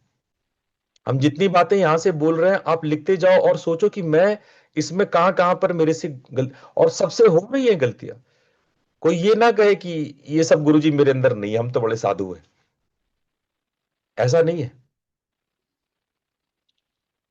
एक और साइकोलॉजिकल ऑब्स्टिकल बताता हूं। ये तो आज के दिन में हम इतना आम देख रहे हैं, मैं हैरान हूं कि गुणों में ऐसा परिवर्तन कैसे हो गया। और उस महानतम साइकोलॉजिकल ऑब्स्टिकल का नाम है आलस्य। आलस्य ही मनुष्याणाम महान रिपुअस्ति। तामसिक, लेथार्जी, ये ये समझो बहुत बड़ा दोष है। मेरे साधक भाइयों बहनों, बच्चों, ये बहुत बड़ा दोष है। ये लेथार्जीनेस, ये आलस्य। और यही तामसिक लेथार्जीनेस है जो आपके अंदर बहाने पैदा करता है। फिर आप बहाने बनाते हो। गुरुजी मेरे घर में ना वो मेहमान आ गए थे ना, तो इसलिए मैं 2 दिन साधना नहीं कर पाई। ये सब बहाने हैं। हम तो गुरुजी शादी में चले गए थे। हमारे तो कोई फला फला बीमार हो गए थे। हमारा बेटा घर आया था बहुत दिन बाद। ये सब आलस्य के बहाने हैं बच्चों। इससे आप अपने आप को मूर्ख बना सकते हो, गुरु को तो नहीं बना सकते। हम जब आप ये सब बहाने देते हो ना, तो हम पीछे पीछे मुस्कुराते हैं और सोचते हैं कि कब तक बच्चों, कब तक बेवकूफ बनाओगे, अपने ही बाप को बेवकूफ बना रहे हो। हम मुस्कुराते रहते हैं अंदर अंदर। हम जानते हैं कि ये सब आलस्य है, ये सब बहाने हैं। तो आलस्य कैसे दूर करोगे? इसीलिए कई बार लोग कहते हैं गुरुजी आप सुबह सुबह साधना, ये सत्संग कराते हो, प्रैक्टिस कराते हो, शाम में कराया करो गुरुजी। सुबह सुबह भाई क्यों नहीं कर सकते हो? सुबह सुबह 6 बजे साधना में आने में, आप प्रैक्टिस करने में आपको क्या बाधा है? वो नहीं तो गुरुजी, है। वो सोने का टाइम रहता है और रात में लेट से सोते हैं, तो सुबह नींद नहीं खुलती है। भाई देखो, ब्रह्म मुहूर्त का एक वैल्यू है। और मैं जानबूझ करके 6 बजे रखता हूं क्लास, कि कम से कम आपकी बायोरिदम, आपकी सर्किल तो बने सुबह 6 बजे का। आप उठ करके अपने गहनतम एकाग्रता में तो उतरे, आप ज्ञान में तो उतरे, आप सत्संग में तो उतरे। वो जो आपके भीतर बायोरिदम बन रही है, जो सर्किल, जो वृत्ति तैयार हो रही है, वो आपके आलस्य को तोड़ती है। हाँ, हम ये काम शाम में कर सकते थे। हम शाम में भी क्लास ले सकते हैं आपका। लेकिन मैं जानबूझ करके ब्रह्म मुहूर्त में बुलाता हूं आपको, क्योंकि ये जो साइकिल आपके भीतर हम बना रहे हैं ना, हम आपके भीतर बीज डाल रहे हैं, अध्यात्म के बीज डाल रहे हैं। बीज डालने का समय होता है ना। कभी किसान से जाके पूछो कि क्या किसी भी समय बीज डाल देते हो क्या, कि साल में जब मन आया तब बीज डाल देते हो? नहीं होता है। मौसम होता है, समय होता है, तब भूमि में बीज रोपित होती है। इसीलिए 6 बजे मैं क्लास लेता हूं। यही मौसम है, यही समय है, इसी समय बीजारोपण हो सकता है। यही आपकी बायोरिदम को बनाती है।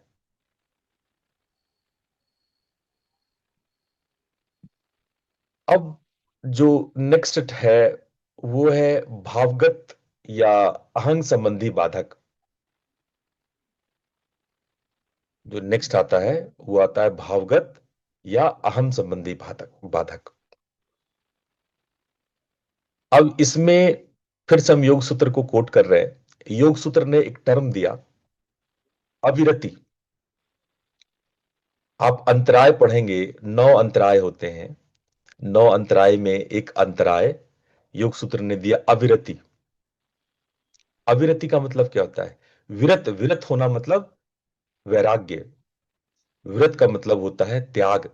विरत का मतलब होता है गलत चीजों को छोड़ना और सही चीजों को पकड़ना। वैराग्य मतलब घर से भागना नहीं होता है, सही चीजों को पकड़ना होता है। अविरति मतलब विषय से आसक्ति, गलत चीजों से आसक्ति, गलत लाइफ स्टाइल से आसक्ति, जो आपको खराब कर सकते हैं, गलत संगत है, उससे आसक्ति। कई बार मैंने ऐसे भी लोगों को देखा है जिसको नाइट क्लब्स में जाने के लिए टाइम मिल जाता है, दोस्तों के साथ जो है सुट्टा शराब पीने का समय मिल जाता है, लेकिन गुरुजी के साथ बैठने का समय नहीं है। There is no time for the guruji. गलत कामों के लिए आपके पास सदैव समय है। इतनी अविरति है, इतनी आसक्ति है विषयों से कि आपका जीवन एक स्प्लिट लाइफ बन के रह गया है। कभी जोड़ना, कभी सोचना। मैं भोग को में मुक्ति देखने की बात करता हूं और आपके भोग आपको फंसा रहे हैं, आपके भीतर लालसा और नशा पैदा कर रहे हैं, आपके भीतर आसक्ति पैदा कर रहे हैं। आपका जीवन स्प्लिट लाइफ होता जा रहा है। आप दोयम दर्जे के लोग होते जा रहे हो। तो अवृत्ति क्या है? जब आप शुभ संगत नहीं करते और गलत संगत करते हैं। आपकी गलत संगति, गलत चीजों से आपके जुड़ाव, विषय से आसक्ति, तो गुरुजी छूटेंगे कैसे? अविरति जो ये अंतराय है उसे छूटेंगे कैसे? इसके लिए आत्मबोध चाहिए। मनन करो बच्चों, सोचो कि जिसका संगत से आप खराब हो रहे हो। कहते ना, संगत से गुण होत है, संगत से गुण जात। संगत, अच्छा संगत है तो गुण होगा और खराब संगत है तो गुण जाएगा। तो ये आत्मबोध होने की बात है, ये मेरे कहने की बात नहीं है। ये स्वयं से विचार करो, आत्मचिंतन करो, स्वाध्याय करो, सोचो किस संगत से आपके गुण विकसित हो रहे हैं और किसके संगत से आपके गुण भ्रष्ट हो रहे हैं। ये तो आपको सोचना चाहिए। तो ये अविरति है। इसके बाद एक टर्म आता है आध्यात्मिक अहंग, स्पिरिचुअल ईगो। ये आपके इसी में आता है, मतलब भावगत या अहंग संबंधी बाधा में ही आता है। ये इमोशनल और ईगो रिलेटेड ऑब्स्टिकल्स में ही आता है। आध्यात्मिक अहंग ये क्या चीज है? कुछ लोगों को लगने लगता है, अरे मैं तो समझ गया, मैं तो बड़ा दूसरों की तुलना में अच्छा बाधक हूं, अच्छा साधक हूं, अच्छा साधु हूं, मैं तो योगी हूं। और मजेदार बात मैंने देखा है, ज्यादातर योगाचार्य, या कोई बैठे हो तो बुरा नहीं मानना, मैंने देखा है जो योगाचार्य हैं जिन्होंने थोड़े बहुत आसन वासन कहीं से सीख लिया, कोई कोर्स वोर्स कर लिया, उनको तो लगता है कि वो योगी ही बन गए। आसन कला है, आप कला विकसित कर सकते हो। कोई विद्या, योग की विद्या सीख सकते हो, जान सकते हो, लेकिन जब तक आप अपने भीतर उस शून्यता, उस ब्रह्म को उत्पन्न नहीं कर देते, तब तक आप योगी नहीं हो। नाम के आगे योगी लिखना शुरू कर देते हैं। दुनिया भर में योगा मास्टर अपने आप को कहना शुरू कर देते हैं। कोर्स क्या किया? 4 महीने का कोर्स किया भाई साहब ने। क्या आता है? 2-4 आसन आता है भाई साहब। भुजंग आसन अच्छा कर लेते हैं, चक्रासन। क्या आता है? 1-2 प्राणायाम सिखा लेते हैं, आप योगी हो गए। दूसरा पीड़ित, जो आध्यात्मिक अंग से पीड़ित पंडित पुजारी को मैंने देखा है, और एक पता नहीं किस घमंड में आपके पंडित पुजारी हैं, 2-4 मंत्र आ गए आपको। हो सकता है कि आपने पूजा पद्धति के 2-4 दैनिक मंत्र सीख लिए हो सकता है चलो गीता रट लिया हो, रामायण आपके मुंह में हो, उससे क्या? ज्ञान बांध देता है। आपने वो सूचनाएं एकत्रित की है, वो सूचना ही है, इंफॉर्मेशन ही है, वो आपके जीवन में उतरा नहीं, आपके ब्लड में आया नहीं है।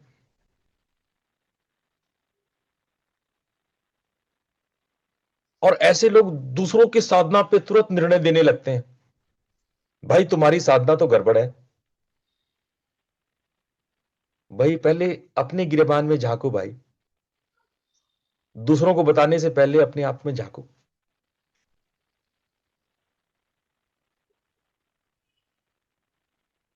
तो ये जो एक अहंकार होना, जब आप कोई इंफॉर्मेशन कलेक्ट कर लेते हो।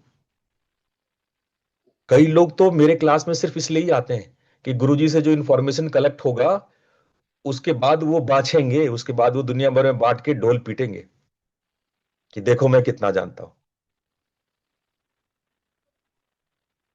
मेरी बातें सुनने से आप ज्ञानी नहीं हो जाओगे, सूचनाएं इकट्ठी करोगे, मोटिवेशन प्राप्त करोगे, इसलिए कि आप साधना कर सको।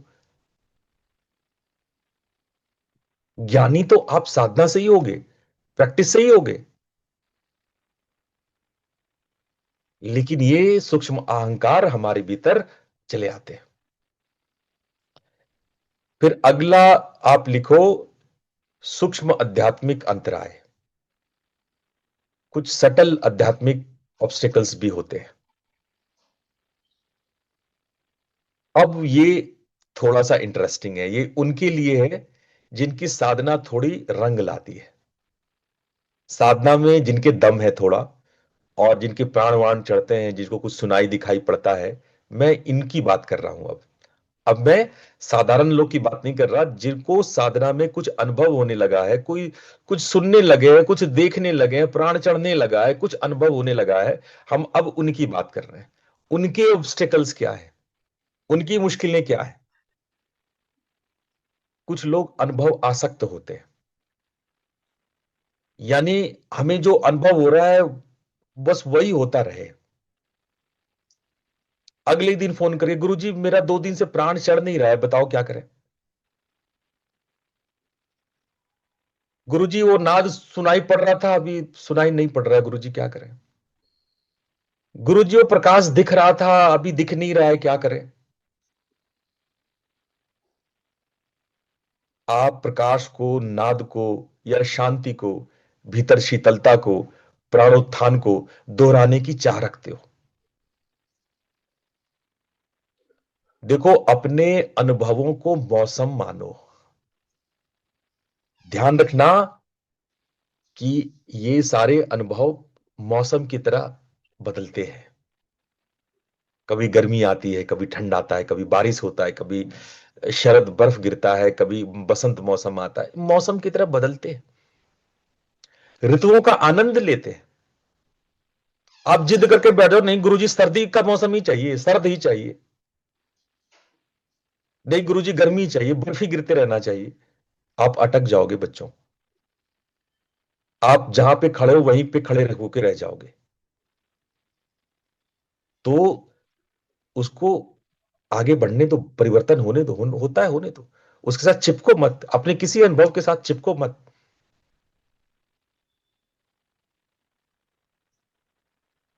कुछ कुछ लोगों को शून्यता का भ्रम होता है, वो एक ऐसी तामसिक स्टेट में चले जाते हैं, एक शून्य जैसी स्थिति में चले जाते हैं, एक सुषुप्ति जैसी स्थिति में चले जाते हैं, जहां उनको थॉट का पता नहीं चलता है, कुछ होता भी नहीं है वहां पे। एक एक तमस का स्टेट होता है। और उम्मीद करते हैं कि गुरुजी बोले, वाह भाई तुमने तो आज परम को पा लिया, आज तो तुमने जो है बस अंतर में उतर ही गए थे। बताते भी कुछ इसी तरह से हमसे हो कि गुरुजी एकदम बिल्कुल शून्य जैसी स्थिति थी, एक ऐसी स्थिति में पहुंच गए जहां कुछ भी नहीं था। ये शून्यता 22 प्रकार का होता है बच्चों। तो इस भ्रम में नहीं पड़ना कि कभी ऐसा स्टेट आ गया जिसमें कोई थॉट्स नहीं है, कुछ नहीं है, आप बस आप हो, आपको अपने होने का पता चल रहा है बस, तो आप कोई हायर स्टेट पहुंच गए। ये संक्रमण काल है, ये बदलाव का क्षण है। इसको सेतु मानो, उसको ब्रिज मानना चाहिए। इस ब्रिज से हम पार कर लेते हैं। एक और मुश्किल आती है, गुरु से विमुखता या आसक्ति। अब मैं गुरु की बात करता हूं। कुछ लोग अंध भक्त हो जाते हैं। अंध भक्त होने में प्रॉब्लम क्या है पता है? अब गुरुजी ही करेंगे जो करेंगे, मुझे तो कुछ करना नहीं है, गुरुजी ही सब कुछ है, अब गुरुजी पार लगा दो, मैं तो बस मेरे से तो कुछ ना होगा। जब आप स्वयं कर्मठ होना छोड़ देते हो, आप प्रयास करना छोड़ देते हो, आप सेवा करना छोड़ देते हो, आप परिश्रम करना छोड़ देते हो, और ऐसी धारणा रखते हो, ऐसी सोच रखते हो कि अब ना हम करता गुरु करता, गुरु करता ही केवलम, ये गलत मंत्र है। आपको प्रयास करने होंगे, आपको अपने वज्र की वार तोड़ने होंगे, आपको अपने देहली को लांघना होगा, आपको शमशान पार करना होगा, है ना? केवल ऐसे मान लेना आंख मूंद करके अब तो गुरु ही बेड़ा पार लगाएंगे, नहीं।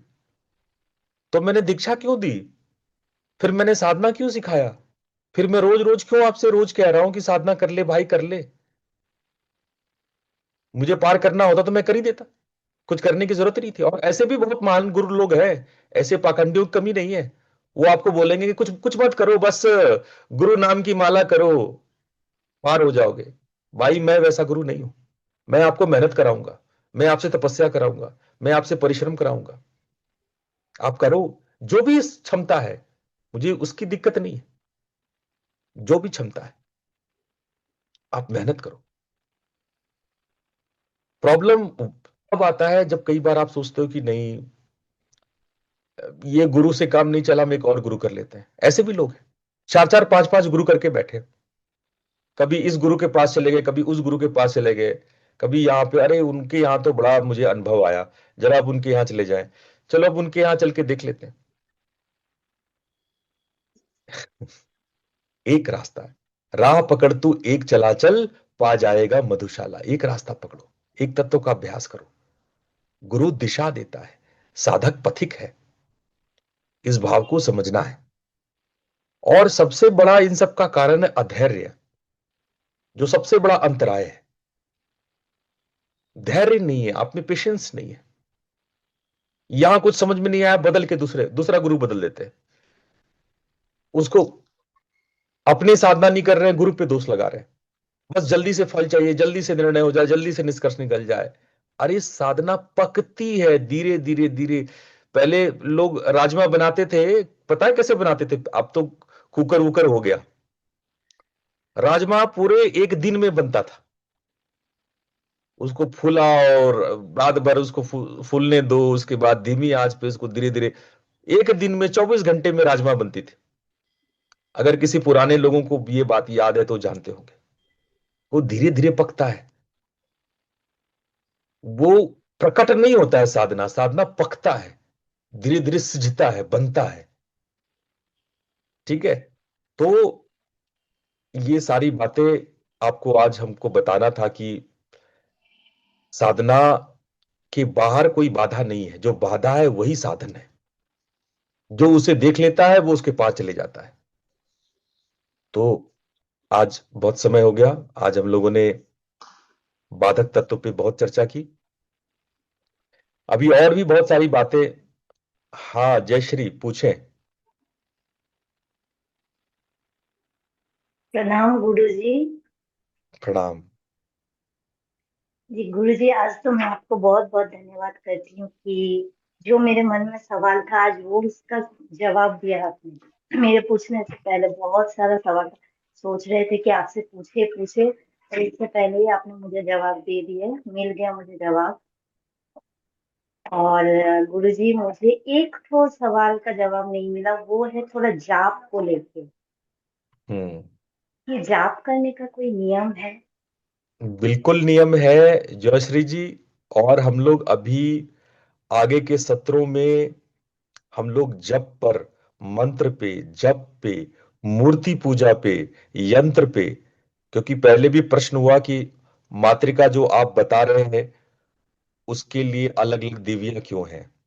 हम अलग अलग देवियों के बारे में, देवताओं के बारे में, मंत्र के बारे में, जप के बारे में, क्योंकि जप जयश्री जी बड़ा विषय है। कई प्रकार के जप होते हैं। बैखरी जप होता है, उपांशु जप होता है, मानसिक जप होता है, अजपा जप भी होता है। कई प्रकार के जी जाप होते हैं। तो हम इस जाप को बहुत विस्तार से पढ़ाना चाहते हैं, बताना चाहते हैं। अभी क्या है, टाइम भी 8:30 हो गया। जल्दबाजी में अगर मैं जल्दी जल्दी में, तो विषय के साथ न्याय नहीं होगा। There will be no justice with the topic. Topic के पास के साथ में जस्टिस नहीं कर पाऊंगा, न्याय नहीं कर पाऊंगा। ये बड़ा विषय है। जी इसलिए मुझे आप पूरा पूरा सत्र दीजिए इस पे। पूरे पूरे सत्र में मैं जप को बताऊंगा, है जी ना। जी इस जी तो आप मेरे सत्रों पर ध्यान रखेंगे, सुनते रहेंगे। आने वाले समय में मैं इन जी सब विषय पे, मूर्ति पूजा, देवी देवता, मंत्र, जाप, यंत्र, मंडल, ये सब को बताऊंगा। निश्चिंत रहो आप, ये मेरा विषय जी है। और मैं आगे ये सब कुछ बताऊंगा। धैर्य रखो। और आप इसी तरह से सब लोग आप मेरे सत्र में आओ। और मुझे बहुत अच्छा लगता है, आप प्यार से सुनते हैं, समझते हैं। आप सब लोगों का बहुत बहुत धन्यवाद। प्रणाम। प्रणाम गुरु जी। प्रणाम गुरु जी। प्रणाम गुरुदेव। प्रणाम गुरु जी। प्रणाम प्रणाम गुरुदेव। प्रणाम गुरुजी, गुरु जी। धन्यवाद। धन्यवाद। धन्यवाद। प्रणाम गुरु जी। प्रणाम गुरु जी। प्रणाम गुरु जी। गुरुदेव प्रणाम जी।